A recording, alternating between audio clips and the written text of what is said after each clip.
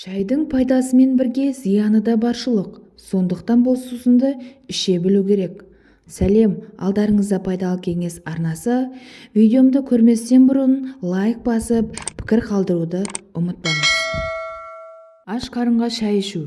Аш қарынға қою шай ішсеңіз, оның салқын табиғаты көкбауыр мен асқазанды суытып жібереді. Тым ыстық шай тамағыңызды, өңеш пен асқазанды қоздырады.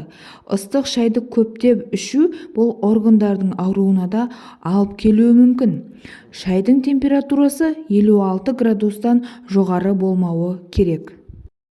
Салқын шай. Жылы және ыстық шай бізді сергітіп, оятатын әсер берсе, салқын шай салқынның сақталуы мен қақырықтың жиналуына әкеледі. Тым қою шай.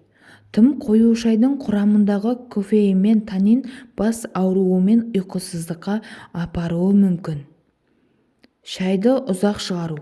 Шайды тым ұзақ шығарсаңыз, шай полифенолдары мен эфир майлары өздігінен қышқылданып, шайдың дәмін, иісін бұзады. Сонымен қатар тұрып қалған шайға бактериялар жиналады.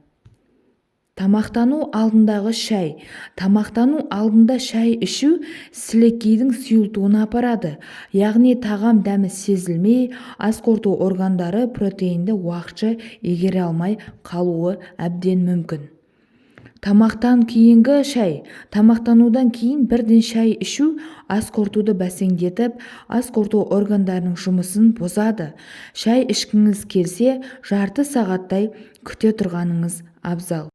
Қара шайға қарағанда көк шайдың дайындалу жолы, дәмі, құрамы, әсері басқаша болады. Көк шайдың пайдасы. Оның пайдасы мол. Көк шай адамды семіртпейді.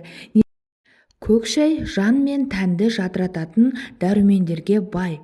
Ол жүрек тамыр ауруларына, әсіресе қан тасу мен атеросклероз сырқатын емдеуге таптырмас шипа. Адамдардың ерте қартаюына, әжімнің ерте түсуіне, ағзада дәрумендер мен микроэлементтердің аздығы басты себеп екендігі белгілі. Ал көк шай құрамындағы поливитаминді бұл жағдайда ынталандырушы құрал ретінде емдік, профилактикалық мақсаттарда сәтті қолдануға мүмкіндігіміз мол. Тұнба құрамында алкоголоидтар мен дәрумендер болғандықтан оның алкогольге қарсы күші де бар. Қытай және Жапон елдерінде көк шай жоғары бағаға ие. Американдық зерттеушілер көк шайдың адам терісінің өліп бара жатқан жасушаларын тірілтетінін анықтады. Көк шайдың құрамына кіретін полифенол ДНК-ның өзгеруіне, рак ауруына ұшырататын радикалдармен күресуге бейімді болып шықты. Сонымен қатар полифенолдың сау жасушаларды қорғап, ісікті жоятын қасиеті де бар.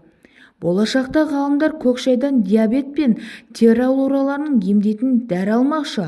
Таңертең ащы кофе ішуге үйренгенсіз бе? Оның жүрек пен бауырға зиянды екенін білесіз бе?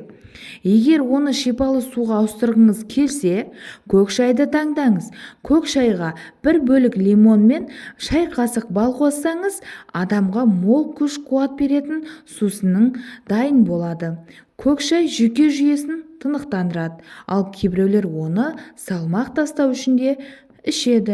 Ал достар, менің видеом сізге ұнаған болса, лайк басып, пікірлеріңізді қалдыра кетіңіздер.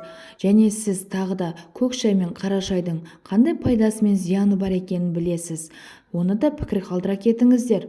Денсаулықтарыңыз мықты болсын, келесі кездескенше.